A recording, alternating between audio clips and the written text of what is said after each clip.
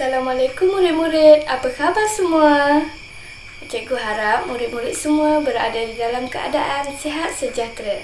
Baiklah, pada hari ini kita akan mempelajari mata pelajaran Sains Tahun 5 Unit 6 bertajuk Haba. Cikgu berharap murid-murid semua telah pun bersedia untuk memulakan pembelajaran kita pada hari ini. Baiklah, mari sama-sama kita lihat. Berikut merupakan demonstrasi air panas yang dituang ke dalam botol plastik. Nampaknya botol tersebut menjadi mengecut. Apa sebenarnya yang berlaku yang menyebabkan botol tersebut mengecut? Mari kita tonton dan bincangkan dalam topik kita pada kali ini. Baiklah murid-murid, sebelum itu mari kita tengok standard kandungan pembelajaran kita pada kali ini. Okey, standard kandungan kita pada kali ini ialah 6.1 haba dan suhu. Manakala standard pembelajaran kita ialah 6.1.1 menyatakan maksud haba dan suhu, 6.1.2 menyukat suhu dengan menggunakan alat dan unit piawai dengan teknik yang betul, 6.1.3 menggunakan perhubungan ruang dan masa untuk melihat perubahan suhu apabila air dipanaskan dan menentukan takat beku dan takat didih air, 6.1.4 memerihalkan perubahan suhu air apabila air panas disejukkan ke suhu bilik. 6.1.5 membuat kesimpulan tentang kesan ke atas bahan apabila menerima haba dan apabila kehilangan haba dengan menjalankan aktiviti, dan seterusnya. 6.1.6 menakul kepentingan aplikasi prinsip pengembangan dan pengecutan bahan dalam kehidupan seharian, dan yang terakhir ialah 6.1.7 iaitu menjelaskan pemerhatian tentang haba dan suhu melalui lakaran TMK, penulisan atau lisan secara kreatif. Baiklah murid-murid, mari kita tengok objektif pembelajaran kita pada kali ini. Pada akhir pengajaran dan pembelajaran kita pada kali ini, murid akan mencapai 3 objektif utama, iaitu pertama, psikomotor, yang kedua, penaakulan, dan yang ketiga ialah afektif. Objektif psikomotor untuk pengajaran dan pembelajaran kita pada kali ini ialah pada akhir pengajaran dan pembelajaran, murid akan dapat menyukat suhu menggunakan termometer dengan betul. Manakala objektif penaakulan pula, pada akhir pengajaran dan pembelajaran kita, murid akan dapat menerangkan kesan terhadap bahan apabila menerima haba ataupun kehilangan haba. Dan objektif efektif pula, pada akhir pengajaran dan pembelajaran, murid akan dapat memahami kepentingan tentang prinsip pengembangan dan pengecutan bahan serta lebih teruja untuk meneroka lebih banyak bahan yang mengalami seumpamanya dalam kehidupan seharian. Baiklah, kriteria kejayaan kita pada kali ini ialah setelah selesai proses pengajaran dan pembelajaran topik kita pada kali ini, murid akan dapat pertama, menyatakan maksud haba dan suhu. Kedua, menyukat takat didih dan takat beku air dengan betul. Ketiga, mengiklak bahawa bahan menjadi panas apabila menerima haba dan menjadi sejuk apabila kehilangan haba. Dan yang keempat pula ialah menjelaskan melalui contoh tentang pengembangan dan pengecutan bahan dari segi penerimaan dan kehilangan haba. Okey murid-murid, mari kita tengok buku teks Sains Tahun 5, Unit 6, tajuk haba, muka surat 145. Baiklah, mari kita lihat perbualan antara Chan dan ibunya. Cuaca panas hari ini, saya berasa dahaga ibu. Baiklah, kita singgah sebentar di gerai sana untuk membeli minuman sejuk. Terima kasih, Ibu. Kemudian, Chan dan ibunya melalui sebuah kawasan kabel elektrik. Mari kita lihat perbualan antara Chan dan ibunya. Lihat Chan, kabel elektrik mengendur apabila cuaca panas. Kemudian, apabila sampai ke rumah, kita tengok situasi Chan membuka pintu pagar rumahnya. Ketatnya pagar ini apabila cuaca panas sungguh susah hendak dibuka. Okey, murid-murid, apakah yang menyebabkan kita berasa panas dan sejuk? Dan apakah perkaitan antara situasi di atas dengan tajuk kita pada kali ini? Mari kita sama-sama lihat. Okey murid-murid, sila tengok halaman 146. Kita akan melihat haba dan suhu. Berdasarkan situasi Ana dan rakannya, mari kita tengok penerangan tentang haba dan suhu. Okey. Ana dan rakannya makan di sebuah kedai makan. Aduh, panasnya. Tunggulah sekejap supaya air itu sejuk sedikit, kata kawan Ana. Bagaimanakah air menjadi sejuk? Air menjadi sejuk apabila haba dibebaskan ke persekitaran. Baiklah murid-murid, apakah yang dimaksudkan dengan haba? Mari kita tengok. Haba ialah suatu bentuk tenaga yang dipindahkan kerana terdapat perbezaan suhu. Suatu bahan akan menjadi lebih panas apabila menerima haba, manakala suatu bahan akan menjadi lebih sejuk apabila kehilangan haba. Okey, bagaimanakah kita menyukat suhu sesuatu bahan? Apa pula maksud suhu? Okey, mari kita tengok. Suhu ialah darjah kepanasan ataupun darjah kesejukan sesuatu bahan. Suhu diukur dengan menggunakan termometer. Unit piawai yang digunakan untuk mengukur suhu ialah darjah Celsius. Simbol darjah Celsius ialah seperti ditunjukkan di dalam buku teks tersebut. Okey murid-murid, mari kita lihat gambar raja di bawah. Gambar apakah ini ya? Berikut merupakan gambar termometer bilik dan termometer makmal. Murid-murid pernah melihat termometer? Atau ada yang ada termometer di rumah mereka? Mari kita tengok. Ada apa dekat termometer tu ya? Seperti yang kita nampak, di termometer terdapat cecair berwarna merah. Dan juga terdapat beberapa nombor. Nombor apakah itu ya? Baiklah, nombor tersebut merupakan skala bagi ukuran takat suhu yang diukur oleh termometer. Manakala cecair berwarna merah itu merupakan sebagai penanda aras kepada bacaan suhu yang diukur oleh termometer. Bagaimana kita nak tahu sesuatu bahan yang kita ukur tersebut berada pada suhu tertentu? Mari kita tengok.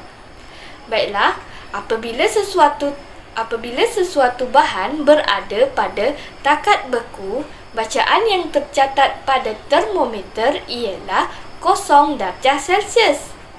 Manakala apabila sesuatu bahan berada pada takat didih, bacaan yang tercatat pada termometer yang diukur ialah 100 darjah Celsius. Okey, siapa dapat bagi tahu berapakah takat suhu badan manusia yang normal? Suhu badan manusia yang normal ialah 37 darjah Celsius. Ini bermakna setiap seorang dari kita memiliki 37 darjah Celsius. Okey, seterusnya kita lihat halaman 147. Termometer. Cecair di dalam termometer akan mengembang atau mengecut apabila terdedah kepada suhu persekitaran yang berbeza. Mari kita lihat cara membaca takat suhu yang betul dalam gambar rajah di bawah. Baiklah, apabila suhu bahan menurun, aras cecair di dalam termometer menurun kerana cecair tersebut mengecut.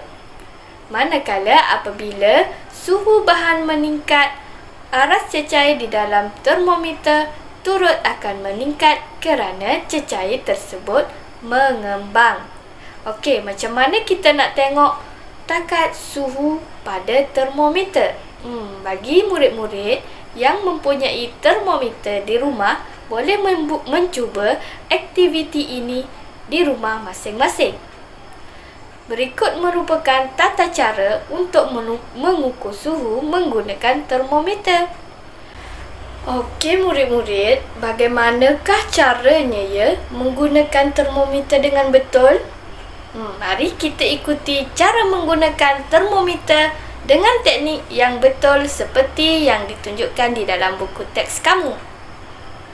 Okey, langkah yang pertama ialah letakkan bika yang berisi air di atas permukaan yang rata. Ini kerana permukaan yang tidak rata akan mempengaruhi bacaan suhu yang tidak tepat.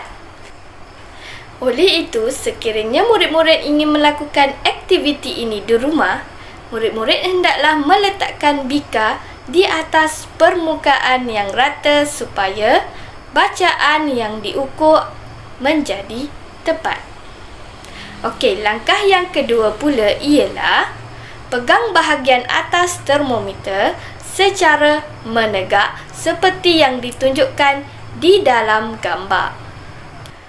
Baiklah, langkah yang ketiga setelah murid-murid memegang termometer seperti yang ditunjukkan di dalam rajah, murid-murid hendaklah memasukkan termometer ke dalam bika. Pastikan berbuli termometer terendam dan tidak menyentuh bahagian dasar bika.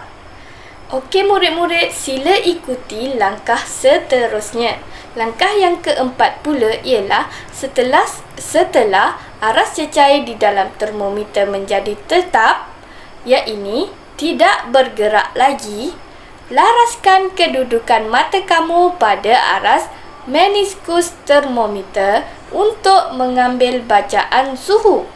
Murid-murid hendaklah berada pada kedudukan yang betul seperti yang ditunjukkan di dalam rajah, iaitu mata murid-murid hendaklah berada selaras dengan cecair merah yang ditunjukkan di termometer tersebut. Kemudian, murid-murid perlu melihat bacaan yang tercatat pada takat yang ditunjukkan. Baiklah, mari kita lihat situasi seterusnya. Apakah yang dimaksudkan dengan aras meniskus di dalam termometer? Okey, aras meniskus di dalam termometer ialah aras lingkungan cecair di dalam tiub kaca yang terdapat di dalam termometer. Bagaimanakah kita menentukan aras meniskus dengan betul? Sila teliti rajah di dalam buku teks kamu untuk melihat bagaimanakah cara untuk menentukan aras meniskus dengan betul. Baiklah, cara mengambil bacaan suhu dengan menggunakan termometer makmal bercecair alkohol. Okey, berikut merupakan contoh yang ditunjukkan oleh pelajar di dalam buku teks tersebut. Baiklah, aras penglihatan mata kamu hendaklah selaras dengan cecair yang ditunjukkan pada termometer. Okey, kedudukan mata hendaklah setentang dengan aras meniskus. Aras meniskus seperti yang ditunjukkan di dalam gambar tersebut. Ianya merupakan cecair berwarna merah. Mari kita tengok kedudukan mata yang betul. Okey. Kedudukan yang pertama, kedudukan mata yang terlalu tinggi. Kedudukan ini adalah tidak tepat. Manakala kedudukan yang kedua pula, kedudukan mata yang betul iaitu selaras dengan cecair merah yang ditunjukkan di termometer. Manakala kedudukan yang seterusnya ialah mata terlalu rendah. Ini akan mengakibatkan bacaan kita tidak tepat. Jadi, yang mana satukah kedudukan mata yang betul?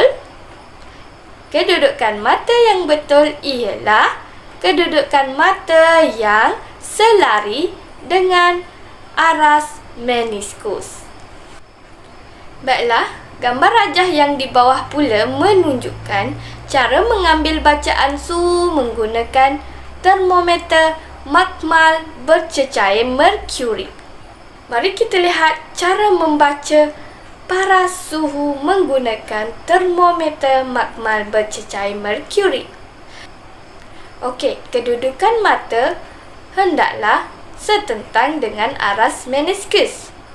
Kedudukan mata yang betul ialah berselari dengan aras meniskus seperti yang ditunjukkan di dalam rajah. Baiklah, mari kita lihat seterusnya perubahan suhu air.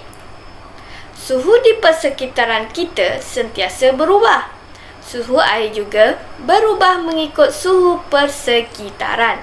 Mari kita ikuti kisah si pengukur suhu untuk memahami perubahan suhu air dengan lebih lanjut. Okey, kita lihat gambar rajah yang tertera di buku teks. Apa ya kata pengukur suhu tu? Mari kita baca. Sejuknya, suhu 0 darjah Celsius ini telah mencapai takat beku. Okey, kemudian mari kita lihat situasi pengukur suhu tadi selepas 40 minit. Saya berasa selesa pada suhu 26 darjah Celsius. Kemudian, selepas 15 minit kemudian, mari kita tengok apa yang terjadi kepada si pengukur suhu itu ya. Panasnya, suhu sudah mencapai takat didih 100 darjah Celsius. Nampaknya si pengukur suhu itu merasa panas pada takat didih. Takat didih yang diukur ialah 100 darjah Celsius. Okey murid-murid, berdasarkan kisah di atas, ais berubah menjadi air apabila suhu semakin meningkat. Apabila tempoh pemanasan air meningkat, suhu juga akan meningkat. Baiklah, kita lihat halaman seterusnya. Air pada suhu bilik. Bagaimanakah perubahan suhu air apabila air panas disejukkan kepada suhu bilik ya? Mari kita lihat situasi dalam gambar rajah di dalam buku teks ini. Air ini masih panas dan tidak boleh diminum. Panasnya sudu ini. Kemudian, air ini kurang panas dan sudah boleh diminum. Apakah yang berlaku dalam situasi di atas itu ya? Bagaimanakah air panas boleh menjadi sejuk? Okey, apakah yang berlaku kepada air tadi? Mari kita lihat. Haba yang terdapat pada air panas mengalir ke sudu besi. Sudu besi menjadi panas kerana menerima tenaga haba daripada air panas itu tadi. Haba yang terdapat pada sudu besi mengalir ke tangan apabila kita menyentuh sudu besi itu. Tangan kita berasa panas kerana menerima haba daripada sudu besi.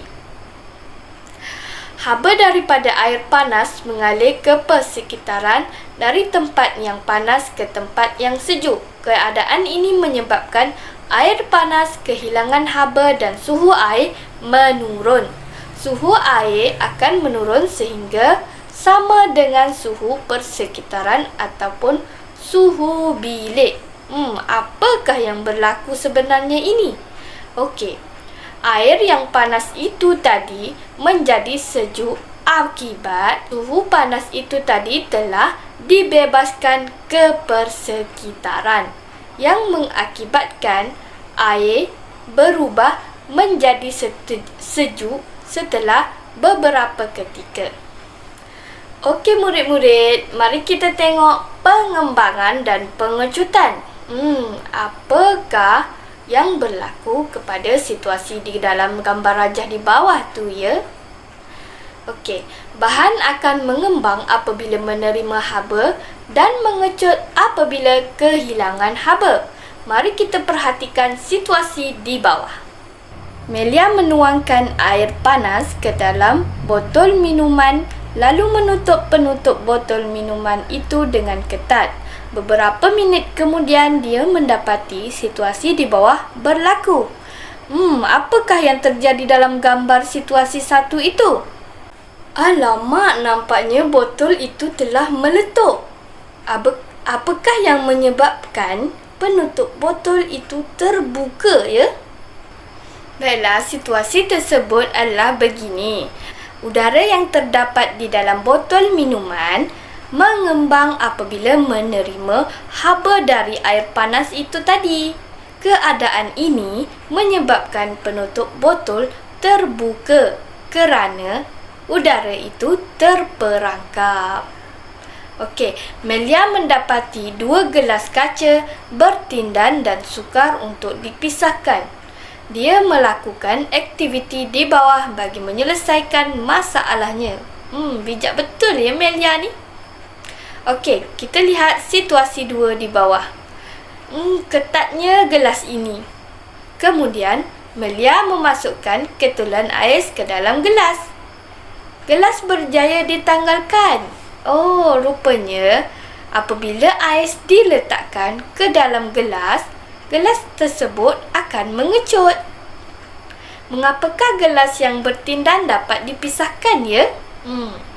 Apabila ketulan ais diletakkan ke dalam gelas kaca, gelas akan mengecut kerana kehilangan haba.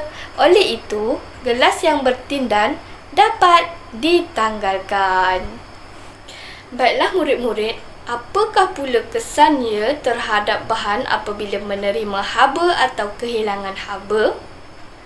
Mari kita jalankan eksperimen untuk memerhatikan kesan haba ke atas bahan.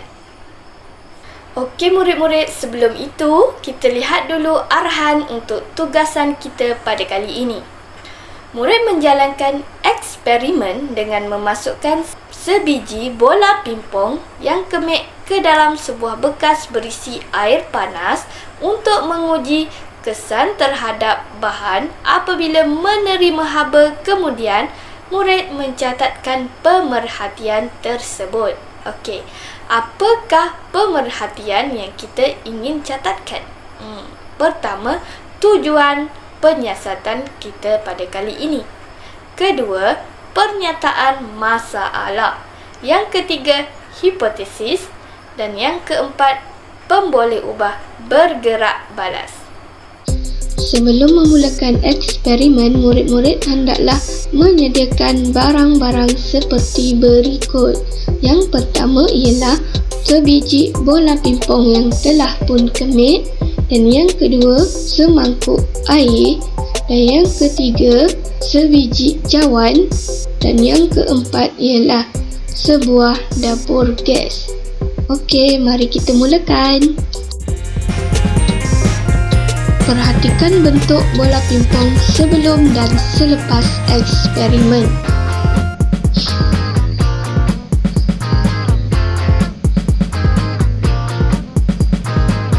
Masukkan bola pimpong yang kemik itu tadi ke dalam cawan. Kemudian tuangkan air yang telah mendidih. Lihat, bola pimpong yang kemik itu tadi telah kembali ke bentuk asal. Wah, hebatnya kan? Catatkan pemerhatian kamu.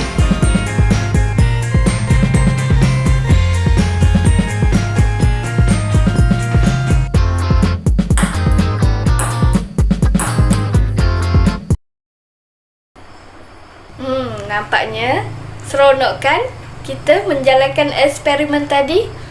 Tapi pembelajaran kita pada kali ini belum selesai lagi ya murid-murid. Kita akan lihat seterusnya ialah kepentingan prinsip pengembangan dan pengecutan bahan. Sila rujuk buku teks halaman 158.